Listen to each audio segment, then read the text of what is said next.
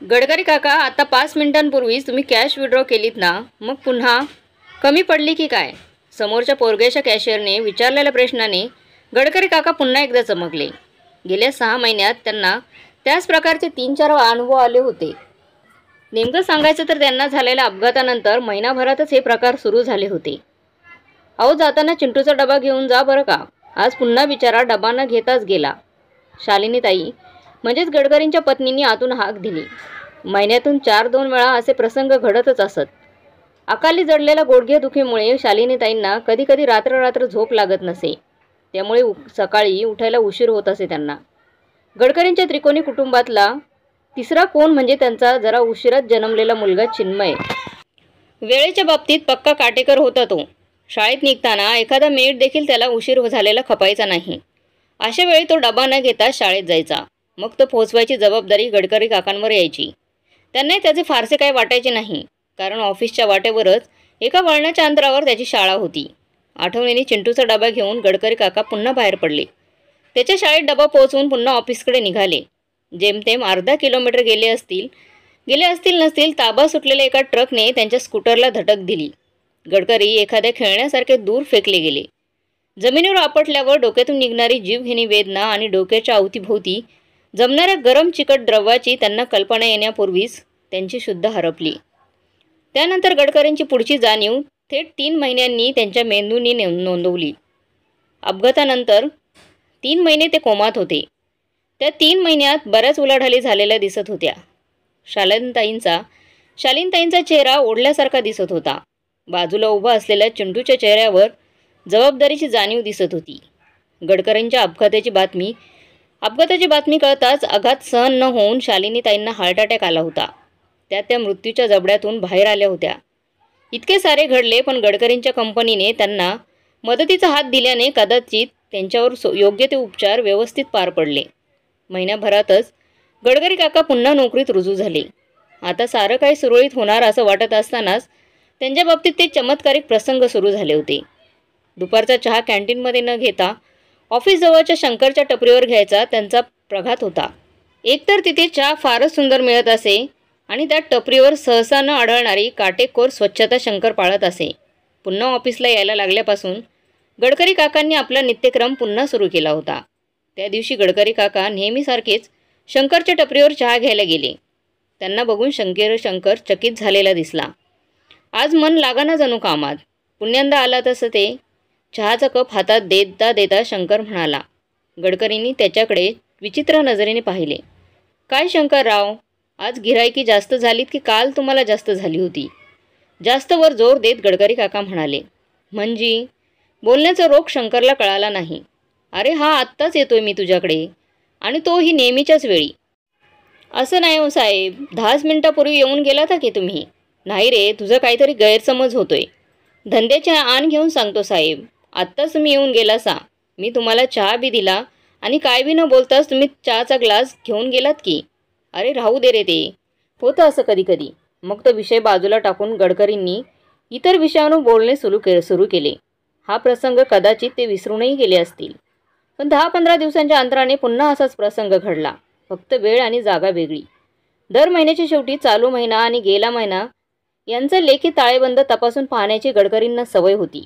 दर महिन्यांचे लेखी रेकॉर्ड्स रूममध्ये ठेवले जायचे. तिथून सही करून ते थोड्या वेळाकरता फाईल आपल्या टेबलावर आणत. त्याही महिन्याच्या शेवटच्या दिवशी ते मागल्या महिन्याची फाईल आणण्यासाठी रेकॉर्ड रूमला गेले.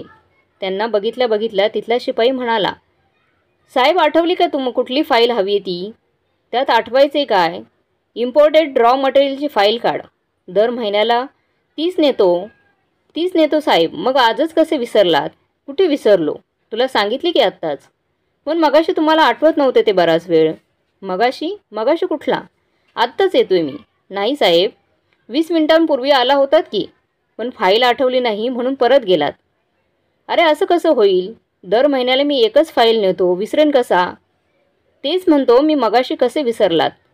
बस झालं हां, मी आजच्या दिवसात पहिल्यांदाच येतोय. थट्टा करता का साहेब गरीबाची? बरं असू दे, ही घ्या फाईल आणि हे रजिस्टर मारा सही. गुपचूप रजिस्टरवर सही करून गडकरींनी फाईल घेतली आणि बाहेर निघाले. दरवाजाजवळ असताना त्यांनी डोळ्याच्या कोपऱ्यातून आत पाहिले तर तो शिपाई चमत्कारिक नजरेने त्यांच्याकडे पाहत होता. त्यानंतरच्याच आठवड्यात पुढचा अनुभव आला. दर महिन्याच्या किराण्याच्या यादी शालिनीताई दुकानात देत असत आणि दुकानदाराचा तो पोऱ्या ते त्यांचं सामान त्यांच्या घरी पोहोचवून त्याचे पैसे घेऊन येत असे. 1-2 दिवसात ऑफिसातून घरी येताना गडकरी काका त्यांच्याकडून पक्कं बिल घेऊन येत. पक्क्या बिलाशिवाय काही व्यवहार करणं त्यांच्या मनाला पटत नसे. त्यावेळी बिल घ्यायला गेल्यावर दुकानदाराने बिल तर दिले, पण गडकरी साहेब आधीचं बिल पडलं की काय कुठे? नाही. अर्थ न समजून घेऊन गडकरी काका म्हणाले, नाही, पुन्हा बिल घ्यायला आलात म्हणून विचारलं. त्यांचं काय आहे साहेब? दुकानदार पुढे बोलत राहिला, पण गडकरी ते ऐकण्याच्या मनस्थितीतच नव्हते. त्यांनी नक्कीच गेल्या तासाभरातली एखादी वेळ सांगितली असती, गडकरी काका विचारात पडले असते. आपण विसरभोळे बनत चाललोय की काय? याचा विचारांच्या नादात ते घरी आले. असं का होत असावं? आपली स्मरणशक्ती आपल्याला दगा देते की काय? एकदा केलेली गोष्ट आपण पार विसरून जातो. अनेक प्रश्नांनी गडकरींचा मेंदू पोखरला जायला लागला. त्यांनी आपले सगळे खिसे समोरच्या टिपवावर उलटे केले. कदाचित आधी घेतलेलं वाण्याचं बिल त्यांना सापडेल म्हणून, पण त्यांच्या खिशात पाकिटात कुठेही दुसरं बिल त्यांना सापडलं नाही. मग ते कोण घेऊन गेलं? या सगळ्या प्रकारात शालिनीताई केव्हा तरी समोर चहाचा कप ठेवून गेले हेही त्यांना कळलं नव्हतं. शालिनीला सांगावं का? गडकरींच्या मनात विचार येऊन गेला, पण नको.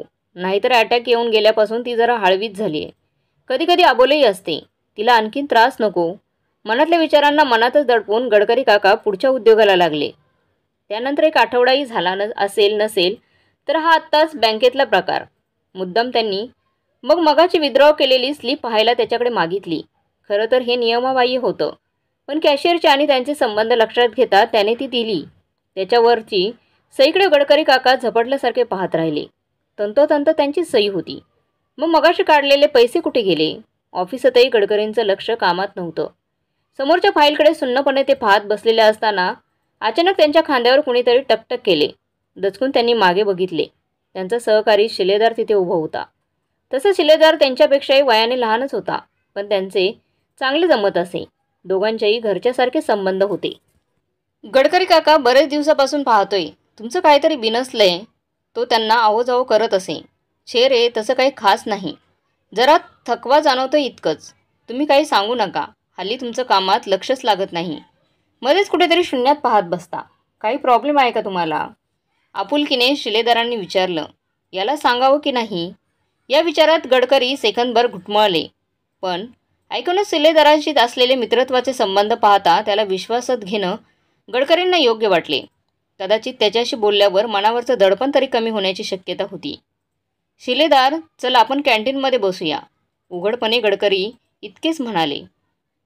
एरवी कधीही टाइमपास न करणारा माणूस आपल्याला चल म्हणतोय याचा अर्थ काहीतरी सिरियस गोष्ट असणार याची शिलेदारला जाणीव झाली.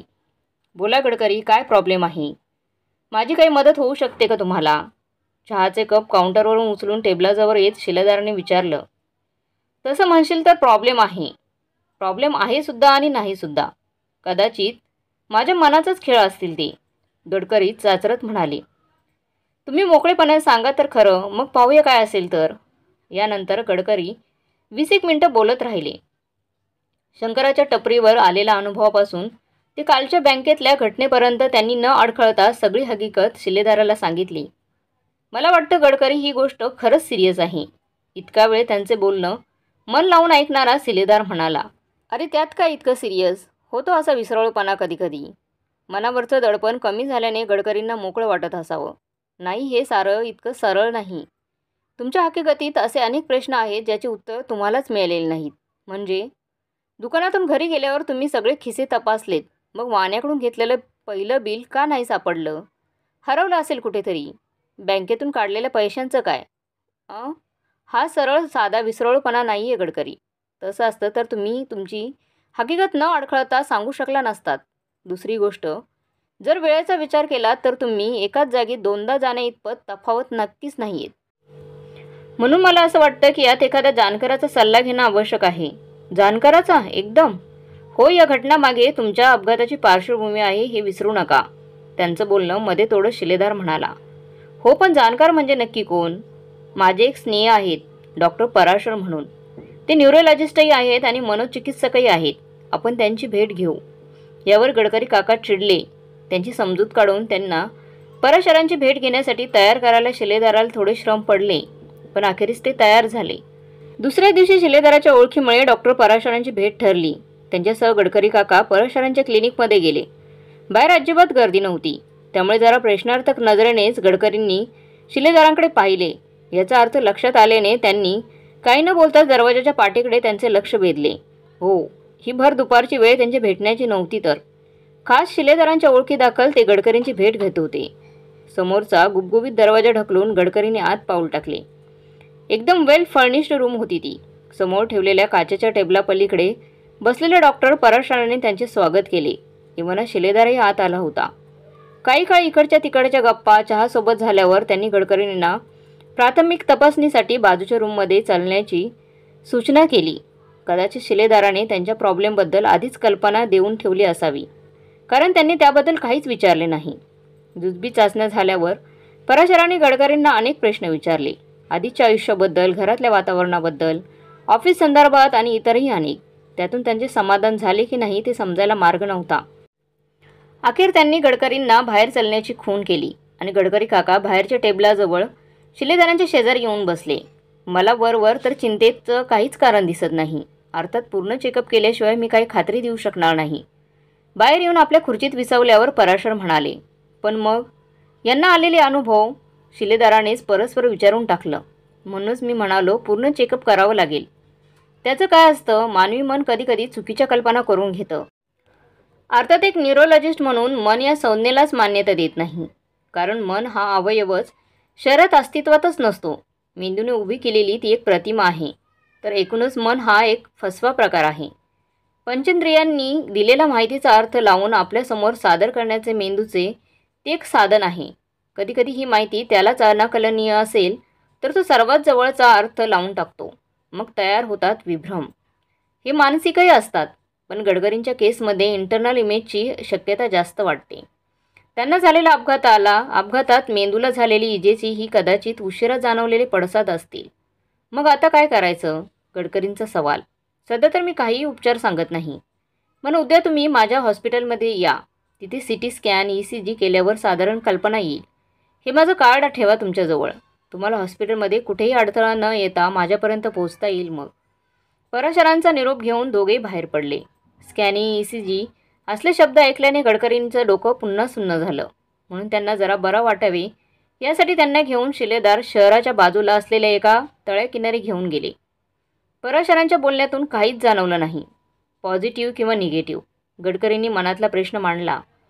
शेवटी ते एक डॉक्टर आहेत, पूर्ण खात्री झाल्याशिवाय काहीच सांगणार नाहीत. पण मग हे स्कॅनिंग वगैरे एक रुटीन चेकअप म्हणून करून घ्यायचं, तेवढंच शंका निरसन.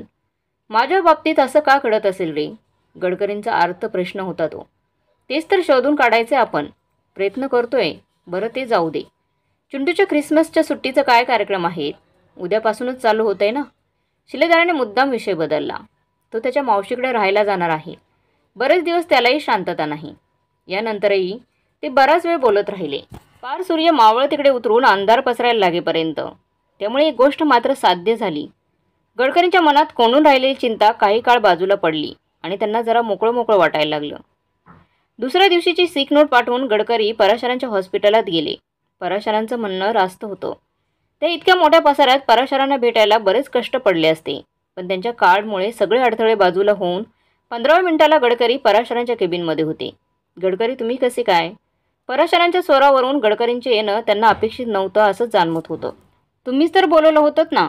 हो, पण कालच्या तुमच्या बोलण्यावरून वाटलं नव्हतं तुम्ही याल असं. मी कुठे काय बोललो होतो? शिलेदारच तर बोलत होता तुमच्याशी. गडकरींना अचंब वाटला. तेव्हा नाही, अर्ध्या तासानं तुम्ही पुन्हा आले होते एकटाच. तेव्हाचं बोलतोय मी. मी पुन्हा आलो होतो? इथून बाहेर पडल्यावर तर मी थेट तळ्याकाठी गेलो होतो. हवं तर शिलेदाराला विचारा, तोही होता माझ्याबरोबर. इथे पराशरांचा चेहरा गोंधळात पडल्यासारखा दिसू लागला.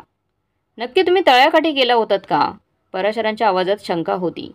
हो, वाटल्यास शिलेदाराला फोन करून विचारू शकता तुम्ही. ते आपण नंतर पाहू. जर तुम्ही खरंच तिथे होतात तर आधी ही कॅसेट ऐका. कसली? मी मनोचिकित्सक आहे. माझ्या प्रत्येक पेशंटशी होणारं संभाषण मी रेकॉर्ड करून ठेवत असतो. त्याचा पुढे मला केस स्टडीसाठी उपयोग होतो. काल दोन्ही वेळा रेकॉर्डिंग चालू होतं. जवळच्या कॅसेट प्लेअरमध्ये एक कॅसेट सरकवत पराशरांनी ते चालू केलं. काही क्षणांच्या शांततेनंतर पराशरांचा आवाज केबिनमध्ये घुमू लागला. पराशर कुणाला तरी पुन्हा येण्याचे कारण विचारत होते. त्यांच्या प्रश्नानंतर काही सेकंदांच्या अंतराने आणखी एक आवाज तिथे घुमला. तो आवाज ऐकताच गडकरींच्या मानेवरचे केस ताठ उभे राहिले. तो त्यांचाच आवाज होता, पण भावविरहित आणि धमकी भरलेला. टेस्ट न करण्याबद्दल तो आवाज पुन्हा पुन्हा पराशरांना धमकावित होता. खट्ट आवाज करत टेपचा खटका बंद झाला आणि तेवढ्याही आवाजाने गडकरी विलक्षण दचकले. ऐकलत? केबिनच्या दारात असलेले पराशर डॉक्टर गडकरींना विचारत होते. हो, पण तुम्ही शिलेदारांना फोन करा.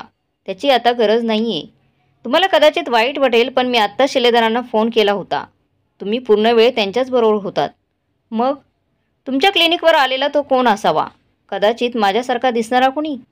नाही, तुमच्यासारखा दिसणाऱ्या कुणाला माझी क्लिनिकमधली आपली चर्चा कळणार नाही, कारण माझं क्लिनिक साऊंड प्रूफ आहे.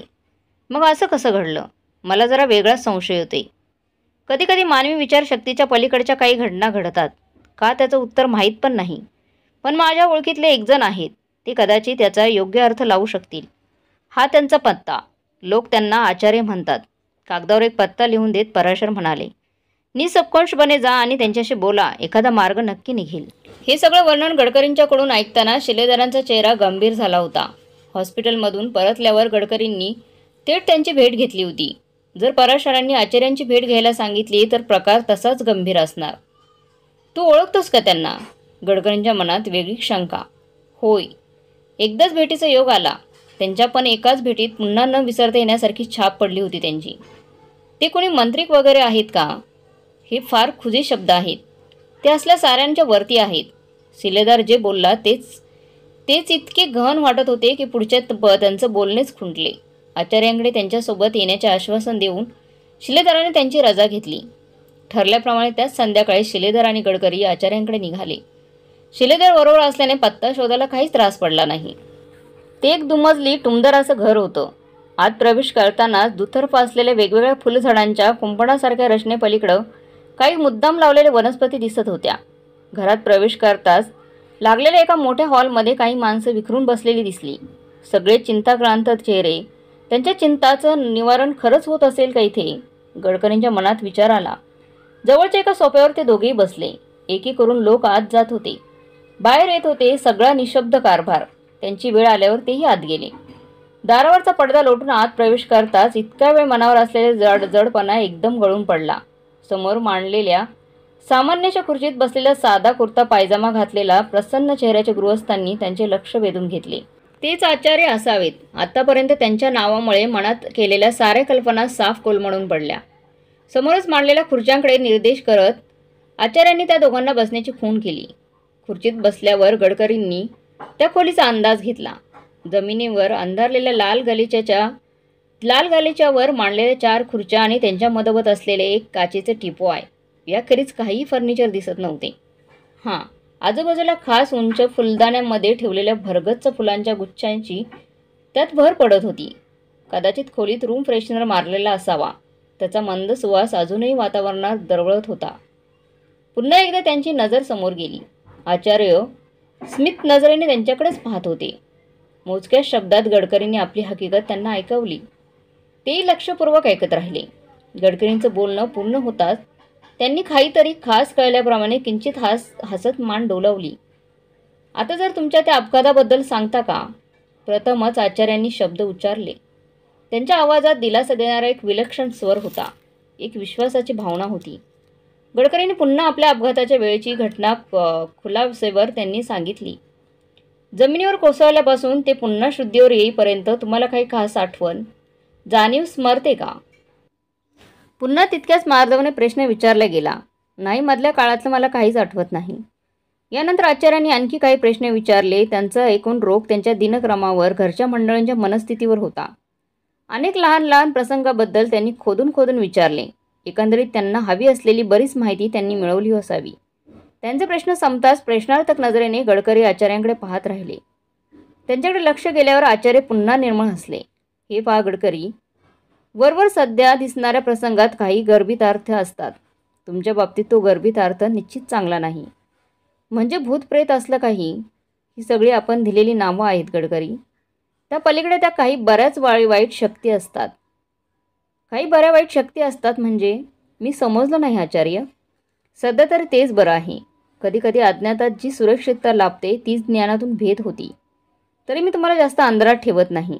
थोडं थांबून आचार्य म्हणाले, माणूस मरतो म्हणजे काय? तर या शरीराचं बंधन तोडून शरीरात असलेल्या शक्तीला बाहेरच्या अंतराळात जायचा दरवाजा उघडतो. केव्हा केव्हा जीवनाच्या दुर्धर आसक्तीने मानवातील मन तिला परत शरीरात खेचून आणते. अशा वेळी नेमकं काय घडत असेल? बाहेरच्या अंतराळात उघडलेल्या त्या दरवाजातून जीवनशक्ती तर परत येतेच, पण तिच्या पाठोपाठ आणखी एखादी शक्ती आपल्या अवकाशात प्रवेश करते. सनातन कालापासून मानव ज्या वाईट शक्तींना आपल्या प्रयत्नांच्या पराकाष्ठेने दुसऱ्या अंतराळात भिरकळून देत आलाय, त्यातलीच एखादी शक्ती जर अशी परत आली तर? सोप्या भाषेत सांगायचे तर घराबाहेर दबा धरून बसलेले दरोडेखोर आपण बाहेर जाण्यासाठी दरवाजा उघडल्यावर घरात शिरले तर जे काही घडू शकेल तेच इथे घडतंय. तुमच्या बाबतीतही असाच काहीसा प्रकार घडलाय हे निश्चित. आणि आता हे जे काही आलं आहे त्याचा हेतू निश्चित चांगला नाही. तो कशावरून?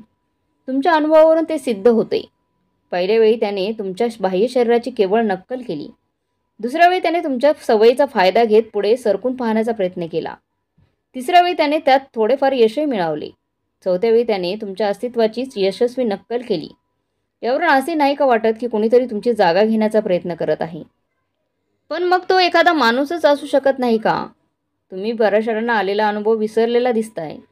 मग आता काय करायचं? माझ्या त्या प्रकृतीने आणखी काही केलं तर? सध्या तरी आपण काही बचावात्मक मार्ग वापरून पाहू. आता तुम्ही इथून थेट घरी जा. बरोबर कुणीही नको आणि जाताना घरात शिरेपर्यंत एकही शब्द उच्चारायचा नाही. त्यानंतरच्या सूचना मी तुम्हाला वेळ येताच देईन. आता तुम्ही निघालात तरी चालेल. आचार्यांचा निरोप घेऊन गडकरी उठले. आचार्यांनी दिलेल्या सूचना शिलेदाराने ऐकलेली असल्याने त्यांनी तिथेच गडकरींचा निरोप घेतला. घरी पोचायला गडकरींना रात्रीचे 9:30-10 तरी वाजले असतील. घराचे फाटक उघडून आत शिरतानाच त्यांना घरातला अंधार जाणवला. चिंटू मावशीकडे जाणार होता. त्याला तिथे सोडून शालिनी अद्याप परत आलेली नसावी. दरवाजाजवळ पोहोचतात तो कुलूप बंद असेल या कल्पनेने त्यांनी खिशातून चावी बाहेर काढली आणि कुलपाचा अंदाज घेण्यासाठी हात कडीला लावला. किर्र आवाज करत दरवाजा आत ढकलला गेला. देवा, ही दरवाजा उघडा ठेवून गेली की काय? गडकरींना शंका आली. तरी शालिनीला हाक मारावी अशी तीव्र उर्मी त्यांना झाली, पण अजून ते घरात शिरले नव्हते. आचार्यांनी दिलेली सूचना त्यांना पाळायची होती.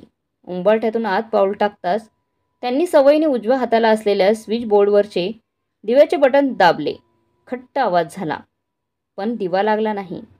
बहुधा या भागातली वीज नेहमीप्रमाणे गेली असावी. शालिनी घरात असावी का? गडकरींच्या मनात विचार आला. प्रवासाने जर शालिनी त्यांच्या गुडघेदुखीचा त्रास पुन्हा सुरू झाला असला तर त्यांना जागचे हालता येणं शक्य होणार नाही याची कल्पना गडकरींना होती. घरातला इंच परिचयाचा असल्याने किचनमध्ये जाऊन मेणबत्ती पेटून आणणं हे गडकरींसाठी कठीण काम नव्हतं. आपल्या मागे दरवाजाला आतून कडी घालून चाचपडत ते किचनमध्ये गेले. अंधारात मेणबत्ती शोधून ती पेटवण्यासाठी त्यांनी काडीपेटी उचलली. पहिली काडी नुसतीच पेटून विझली. दुसरी तिसरी मेणबत्ती पेटू शकल्या नाहीत. अशाच काही काड्या फुकट गेल्यावर एकदाची मेणबत्ती पेटली.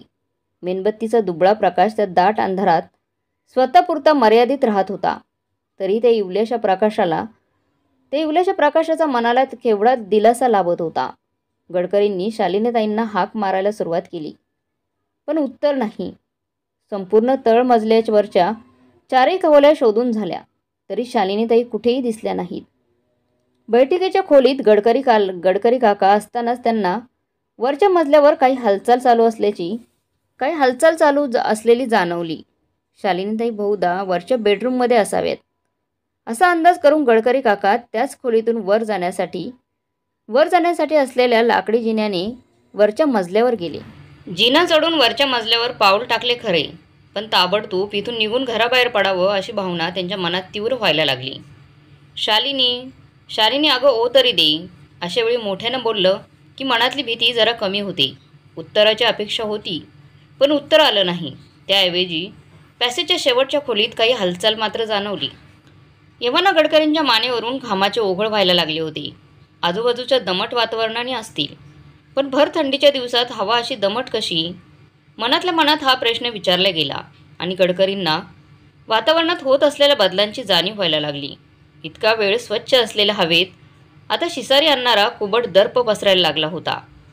श्वास घ्यायला त्रास होईल इतपत. जणू हवेतला ऑक्सिजन कमी झाला असावा.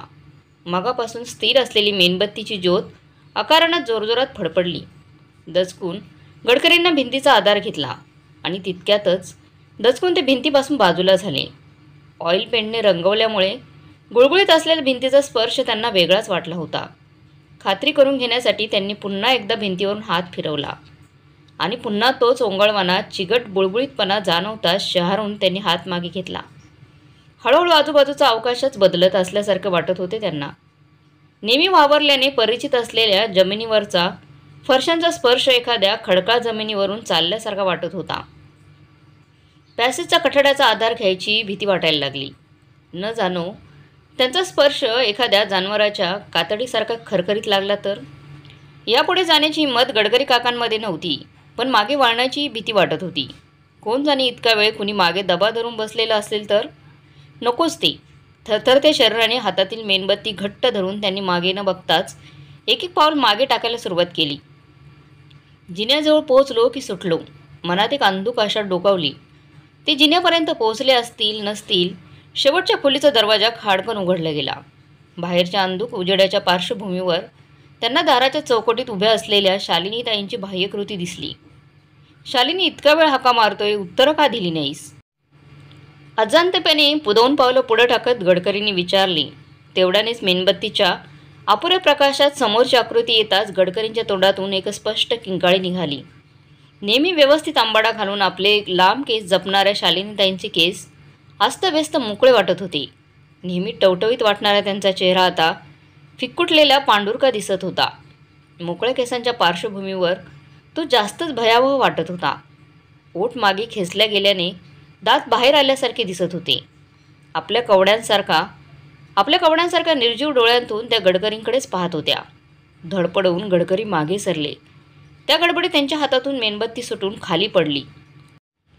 सुदैवाने ती न विजता तशीच गडबडा लोळत जमिनीवर पडून राहिली. एव्हाना शालिनीताई किंवा त्यांच्या रूपात जे काही असेल ते त्याने पुढे पावले टाकली. असंच वळून धावत बाहेर पडता येईल का? गडकरी काकांच्या मनात विचार आला. पण घराचा मुख्य दरवाजा तरी उघडला असता की नाही यात शंकाच होती. तरी तसा प्रयत्न त्यांनी नक्कीच केला असता. पण आता त्यांच्या आणि जिन्याच्या मध्ये ते भयान अस्तित्व उभे होते. जमिनीवर फडफडणाऱ्या मेणबत्तीच्या उजाडात क्षणभरच समोरच्या शालिनीताईंच्या निर्जीव डोळ्यात एक आर्त व्याकृतीची झलक दिसली. पण पुढच्या क्षणी ते डोळे पुन्हा निर्जीव झाले. समोरची आकृती एव्हाना हाताच्या अंतरावर आली. आता संपलं सगळं. केव्हा त्या थंडगार हातांचा स्पर्श आपल्या शरीराला होतोय या विचाराने गडकरींनी डोळे बंद केले. कमीत कमी शेवटच्या क्षणी तरी ते अभद्र रूप डोळ्यासमोर नको. पण काहीच घडलं नाही. धाडकन घराचा मुख्य दरवाजा उघडला गेला आणि कडकडत्या आवाजात काही क्लिष्ट स्वर मला ऐकू आली. बंद डोळ्यांवर पडलेल्या झगझगीत उजेडाच्या जाणीवेने गडकरींनी डोळे उघडले. खालच्या मजल्यावरून 2 प्रखर प्रकाश शलकात तिथपर्यंत पोचत होत्या. गडकरी, चिंता नको, मी आहे. आचार्यांचा आवाज. पाठोपाठ चपळाईने जिना चढत आचार्यांची सडपातळ मूर्ती त्यांच्यापर्यंत पोहोचली सुद्धा. आचार्य, तुम्ही इथे? ते आपण नंतर बोलू गडकरी. आधी यांचा बंदोबस्त करायला हवा. समोरच गोठल्यासारख्या अवस्थेत अडकलेल्या शालिनीताईंकडे उंगली निर्देश करत आचार्य म्हणाले. हाताच्या काही विशिष्ट हालचाली करत आचार्यांनी मुठीतले स्फटिक त्या आकारावर भिरकवले. तत्क्षणी प्रत्येक स्फटिक सोनेरी झळाळीने उजळत एखाद्या ठिणगीप्रमाणे समोरच्या आकाराला भिडला. काही सेकंद तो आकार आकांतात तडफडला आणि असं म्हणतात एक अमानवी आवाजातील आरोळी घुमली. वावटळ जावं तसं काहीतरी त्या मजल्यावरून भिरभरीत बाहेर गेलं आणि नेमके त्या क्षणी घरातले दिवे लागले. समोर शालिनीताईंचा देह अस्ताव्यस्त पडलेला होता. खालच्या मजल्यावरून शिलेदार वरती धावत येत होता. जा, मदत करा शालिनीताईंना. विलक्षण थकल्या असतील त्या. काही काळजी करू नका गडकरी, त्या तुमच्या पत्नीच आहेत. गडकरींच्या मनातील चलबिचल ओळखून आचार्य म्हणाले. हा नेमका काय प्रकार आहे आचार्य? शालिनीताईंना त्यांच्या बेडरूममध्ये व्यवस्थित झोपवल्यावर बेडच्या बाजूलाच मांडलेल्या खुर्च्यांवर बसून कॉफी घेत असताना गडकरींनी विचारले. शालिनीताईंची आता त्यांना काही काळजी वाटत नव्हती. आचार्यांनी आणलेला कुपीतल द्रव त्यांना पाजल्यावर त्या शांत झोपी गेल्या होत्या. तुम्हाला आठवत असेल, मी तुमच्या अपघाताबद्दल तुम्हाला खोदून खोदून विचारलं होतं. तुमची अपघातानंतरची जाणीव अंधारात होती आणि त्यानंतर थेट तुम्ही शुद्धीवर आलात, तोपर्यंत तशीच अंधारात राहिली. शरीरशक्ती जेव्हा शरीर सोडून जात असते, तेव्हा चमकत्या भुयारासारखी किंवा तशीच एखादी जाणीव मेंदूत साठवली जाते. तुमच्या हकीकतही तसा उल्लेख कुठेच आला नाही. मग तुमची प्रतिकृती तयार करण्याचं काम कोण करत असावं, हा प्रश्न मला होता. म्हणून मी तुम्हाला एकट्याला जाण्याचा सल्ला दिला आणि विचारांची तीव्रता वाढावी म्हणून न बोलण्याची सूचना दिली. त्यामुळे तुम्ही माझ्याकडे आलात ही गोष्ट ताबडतोब त्याला कळाली. तुम्ही गेल्यावर मी शिलेदारांना थांबवून घेतलं. त्यांचा तुमचा स्नेह तुमच्या वागण्यातून जाणवला होताच. त्यांच्याशी चर्चा केल्यावर तुमच्या पत्नीच्या अटॅकबद्दल माहिती मिळाली. त्यात हेही कळाले की त्यांच्यावर हॉस्पिटलमध्ये इलाज चालू असताना त्यांच्या हृदयाचे ठोके बंद झाले होते. वैद्यकीय प्रयत्नांनी ते चालूही झाले, पण इतका काळ अस्तित्वांचा बदलाला पुरेसा असतो. म्हणजे आत्ता आहे ती, त्याबद्दल संशय धरू नका. त्या तुमच्या पत्नीच आहेत. त्यांच्या अस्मितेनेही पुन्हा शरीरात प्रवेश केला, पण त्यांना दुय्यम स्थानी राहावे लागले. इतके दिवस हे माझ्या का लक्षात आले नाही? त्याला काही कारणे आहेत. एकतर फार काळ तुम्ही बाह्यसृष्टीशी संपर्कात नव्हतात. इतका वेळ त्याला शालिनी त्यांच्या राहणीमानाची नक्कल करायला भरपूर होता. त्यानंतर त्यांच्यातला बदलांचा संबंध तुम्ही तुमच्या अपघाताशी आणि त्यांच्या अटॅकशीही लावून टाकलात. तरी एक प्रश्न उरतोच, हा प्रयोग माझ्यावर का झाला? सतत संपर्कात असलेला चिंटूवर का नाही? याचं कारण लहान मुलांचं मन हे अतिशय लवचिक असतं. त्याला आलेल्या अनुभवांवर त्याच्या अंतर्मनाने ताबडतोब पडदा टाकला असता. नेमकं हेच घडून चालणार नव्हतं. पण माझी प्रतिकृती तयार करून काय साधणार होतं? तुमची प्रतिकृती ही त्यांची दुसरी वसाहत झाली असती आणि हळूहळू अशा प्रतिकृतींनी सारं जग भरून गेलं असतं. साऱ्या जगावर त्याची अधिसत्ता चालली असती. हा फार मोठा धोका होता. पण हे सारं तुम्ही मला कल्पना देऊनही करू शकला असतात. नाही, तुम्हाला कल्पना दिली असती तर ती तुमच्या मनाच्या माध्यमातून ताबडतोब त्याला कळली असती. मग त्याला तयारीला वेळ मिळाला असता आणि आत्तासारखा तो आपल्याला त्याच्या मूळ स्वरूपात दिसला नसता. आणि त्याने तुमच्या पत्नीच्या शरीराचा आधार घेतल्याने त्यांनाच धोका निर्माण झाला असता. कारण आपण मदतीला घेतलेली शक्ती ही अखेर शक्ती आहे. तिला विचार नसतात. आघात करणे हेच तिचे काम. यासाठी तुम्ही गाफील असणं गरजेचंच होतं. आता अखेरचा प्रश्न आचार्य, जर तुम्ही वेळेवर आला नसतात तर? मी वेळेवर येणारच होतो गडकरी, असं म्हणून आचार्य पुन्हा एकदा प्रसन्न हसले. त्यांच्या हसण्यातला कुठेतरी एक गूढ किनार होती. पहाटेच्या किरणांनी खोलीत हळुवारपणे प्रवेश केला आणि आचार्य गडकरींचा निरोप घेत उठले. त्यांना दारापर्यंत सोडायला आलेले गडकरी बाहेरच्या कोवळ्या उन्हात ताठपणे चालत आपल्या गाडीकडे जाणाऱ्या आचार्यांच्या उंच सडपातळ आकृतीकडे आदराने पाहत राहिले. तर मग मित्रांनो, तुम्हाला आजची ही कथा कशी वाटली कमेंट बॉक्समध्ये नक्की कळवा. आणि जर कथा चांगली वाटली तर लाईक, शेअर, सबस्क्राईब नक्की करा.